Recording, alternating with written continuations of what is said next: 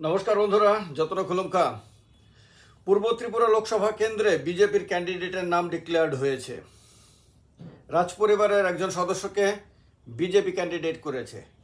তিপ্রা মথার প্রতিষ্ঠাতার পরিবারের একজনকে BJP candidate করেছে পূর্ব ত্রিপুরা লোকসভা কেন্দ্রে।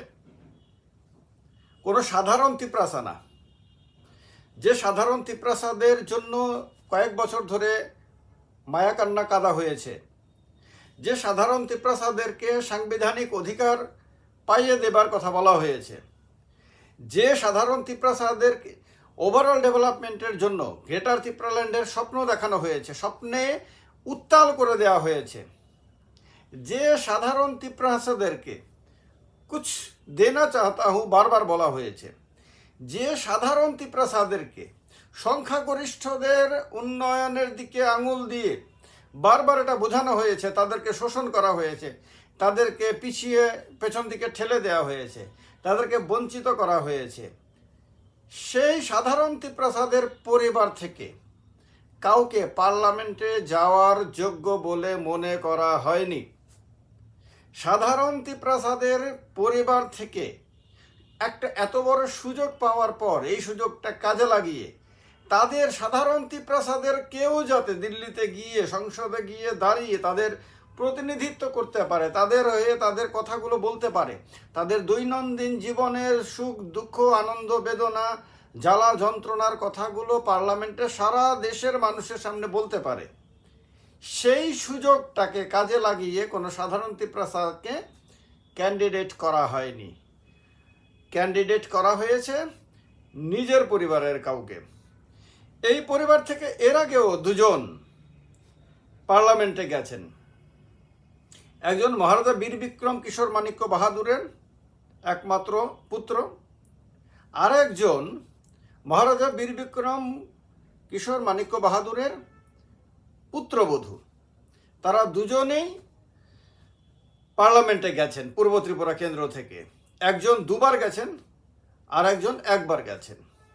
এইবার তাদের কন্যা যাবেন তিপ্রা মথার ক্যান্ডিডেট হয়ে না, কিন্তু তিপ্রা মথার ব্যানারে দাঁড়িয়ে নির্বাচিত হয়ে না, কিন্তু বিজেপির ব্যানারে দাঁড়িয়ে। এই বিজেপি গতবার একটা সাধারণ তিপ্রাসা পরিবার থেকে উঠে আসা একটি ছেলেকে পূর্ব ত্রিপুরা কেন্দ্রে টিকিট দিয়ে নির্বাচনে প্রতিদ্বন্দ্বিতা করার সুযোগ দিয়েছিল। সগৌরবে বিজয়ী হয়ে পার্লামেন্টে সেই ক্যান্ডিডেট গেছিল। 5 বছরে বিজেপির পূর্ব ত্রিপুরা কেন্দ্রের সাংসদের বিরুদ্ধে কিন্তু সাধারণ মানুষের কোনো অভিযোগ ওঠেনি। না চারিত্রিক অধঃপতনের অভিযোগ উঠেছে, না দুর্নীতির অভিযোগ উঠেছে, না মানুষের সঙ্গে দুর্ব্যবহার করার অভিযোগ উঠেছে, কোনো ধরনের বাজে ব্যবহারের কোনো বাজে আচরণের অভিযোগ ওঠেনি। এটা 100% সত্য কথা। বরং এই ক্যান্ডিডেটকে দেখিয়ে মানুষ ভদ্র ছেলে বলেছে, নম্র ভদ্র স্বভাবের বলেছে, কথাবার্তা সুন্দর করে বলতে পারে, লেখাপড়া জানা ছেলে ইত্যাদি ইত্যাদি কথাগুলো বলেছে মানুষ। কেউ অপবাদ দেয়নি, কেউ কিন্তু বদনাম করেনি, আজকে পর্যন্ত করেনি। এটা একটা ভালো দিক। তার মানে হলো এটা প্রমাণিত যে সাধারণ তিপ্রাসা পরিবার থেকে কোনো তিপ্রাসা যুবক বা যুবতী যদি উঠে এসে দিল্লি পর্যন্ত যেতে পারে, সেখানে গিয়েও ত্রিপুরার সম্মানকে ধরে রাখার ক্ষমতা রাখে, ত্রিপুরার অপমান না করে, ত্রিপুরার মান মর্যাদা না ডুবিয়ে ত্রিপুরার সম্মানকে ধরে রাখার ক্ষমতা রাখে। এটা কিন্তু গত 5 বছরে পূর্ব ত্রিপুরার আসনে তিপ্রাসা প্রতিনিধি কিন্তু এটা প্রমাণ করেছেন।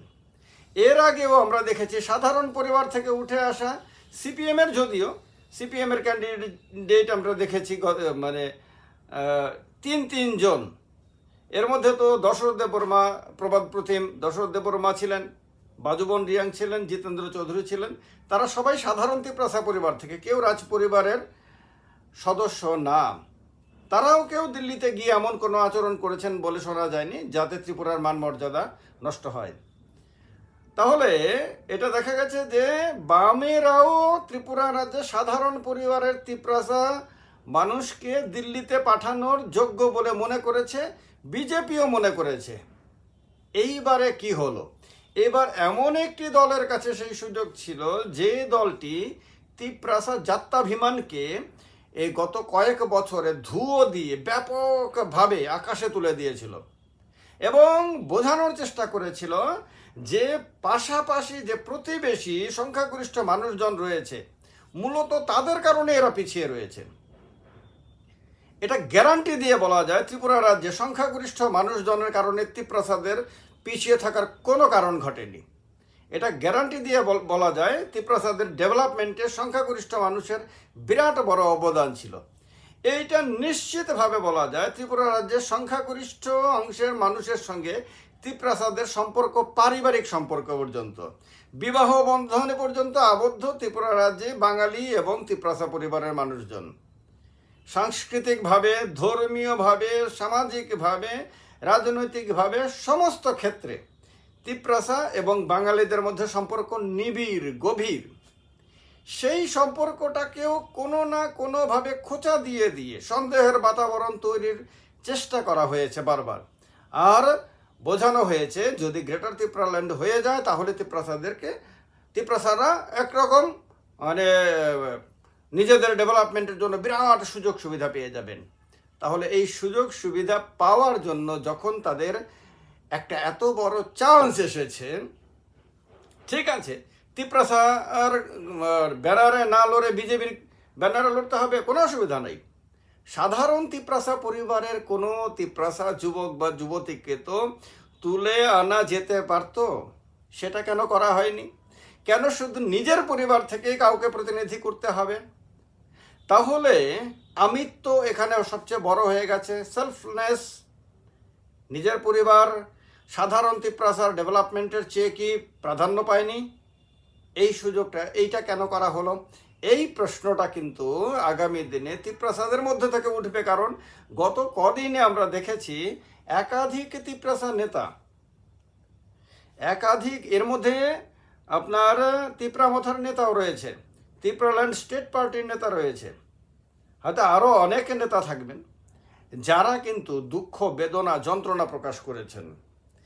তারা কিন্তু মনে করছেন যে তাদের বিশ্বাসকে নিয়ে কেউ না কেউ খেলা করেছে, তাদের সঙ্গে কেউ না কেউ রসিকতা করেছে, তাদেরকে ব্যবহার করা হয়েছে, তাদের আবেগকে কাজে লাগিয়ে কেউ না কেউ নিজের কথা বেশি ভেবেছে।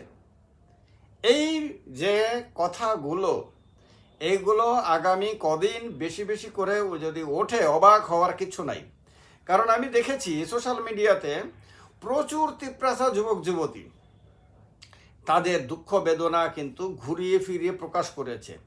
অনেকেই বলেছে যে তারা চায় না যে কোনো একটা বিশেষ দিকের ক্যান্ডিডেট হোক। এর মধ্যে তো শাসক দল এবং তিপ্রামথা, এখন তো দুটোই শাসক দল, তাদের কর্মী লেভেলে, সাধারণ সমর্থকদের লেভেলে ব্যাপক মতান্তর রয়েছে। এখনও তাদের মধ্যে সমস্যা রয়েছে, বিভিন্ন জায়গাতে সমস্যার খবর আসছে। আপনারা জানেন টাকারতলা, জম্পুজলা এই সমস্ত এলাকা থেকে মাঝে মাঝে খবর আসছে দুটো দলের কর্মীদের মধ্যে ঝামেলার। তাহলে এটা কেন? এটা এই কারণে যে ভুল বোঝানোর চেষ্টা কেউ না কেউ করেছে, কিন্তু তাদের প্রকৃতভাবে তাদের যেটা দরকার সেটার কথা ভাবা হয়নি। তাদের যে দিকে, যে ডিরেকশনে তাদেরকে নিয়ে যাওয়ার দরকার ছিল সেইটা করা হয়নি। করা হয়েছে সেটা যেটা করে একটি পার্টিকুলার পরিবার নিজের পারিবারিক স্বার্থকে রক্ষা করতে পারে, এটাই কিন্তু মনে করেছে বারবার। এটাই সংবাদপত্রগুলোতে, বিভিন্ন মিডিয়াতে বারবার এইভাবে খোঁচা দেওয়া হয়েছে। এইটাই বিভিন্নভাবে মনে করেছে মানুষ। এই কথাটা যে সাংঘাতিক ফালতু না, সাংঘাতিক অর্থহীন না, সাংঘাতিক মিথ্যা না, এইটা আজকে ক্যান্ডিডেটের নাম প্রকাশ করার পরে অনেক মানুষ কিন্তু মনে করতে শুরু করেছেন যে সাধারণ তিপ্রাসাদের ডেভেলপমেন্ট মুখ্য উদ্দেশ্য না। মুখ্য উদ্দেশ্য যদি সাধারণ তিপ্রাসা পরিবারের ছেলে মেয়েদের প্রতি যদি পূর্ণ বিশ্বাস থাকতো, তাদের ট্যালেন্টের ওপরে, তাদের দক্ষতার ওপরে যদি পূর্ণ বিশ্বাস থাকতো, তাহলে তাদের মধ্য থেকে একজনকে তুলে এনে ওপরে ওই দিল্লিতে পৌঁছানো সম্ভব হতো। দিল্লিতে যদি সাধারণ তিপ্রাসা পরিবারের কাউকে যদি পাঠানো যেত, তাহলে এটা গ্যারান্টি দিয়ে বলা যায় যে ত্রিপুরা রাজ্যের তিপ্রাসা মানুষজন প্রত্যেক দিন যে কঠিন পরিস্থিতির সঙ্গে, ডেফিনেটলি তাদের কঠিন পরিস্থিতি রয়েছে, সেইগুলির সঙ্গে যে লড়াই করে, জলের জন্য তাদের মানে প্রত্যেক দিনের লড়াই, কোথাও কোথাও বিদ্যুতের জন্য লড়াই, কোথাও কোথাও তাদের চিকিৎসা ব্যবস্থার জন্য লড়াই, কোথাও কোথাও তাদের শিক্ষা ব্যবস্থার জন্য লড়াই, কোথাও কোথাও তাদের অন্যান্য রাস্তাঘাট সহ অন্যান্য বেসিক ফেসিলিটির জন্য যে লড়াই, সেই লড়াইয়ের কথা তুলে ধরতে পারতো। কারণ সাধারণ তিপ্রাসাই জানে সেই লড়াইটা কত কঠিন। সাধারণ তিপ্রাসাই জানে যে লড়াইটা তাদের প্রত্যেক দিন কিভাবে লড়তে হয়।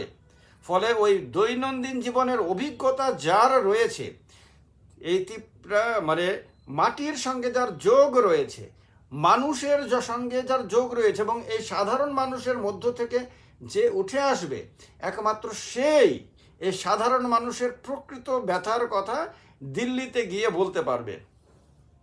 এই ব্যথা যন্ত্রণার সঙ্গে যার কোনো সম্পর্ক নাই, যে সাধারণ তিপ্রাসাদের দুঃখ যন্ত্রণার খবর রাখেন না, তাদের মাঝ থেকে উঠে আসেন না, তিনি কিভাবে তাদের হয়ে কথা বলবেন? যে পরিবারের হোক না কেন, যত বড় পরিবারেরই হোক না কেন, এই প্রশ্নের কি কোনো উত্তর কেউ দিতে পারবেন? যদি পারেন তাহলে কমেন্ট বক্সে উত্তরটা দেবেন। উত্তর শোনার দেখার অপেক্ষায় রইলাম। ভালো থাকবেন সবাই। সমস্ত তিপ্রাসা ভাই বোনদের আমার অনেক অনেক নমস্কার। সবার ভালো হোক, মঙ্গল হোক, যত তাকুক তাই বুকুক রত্ন আনি খোলংখা।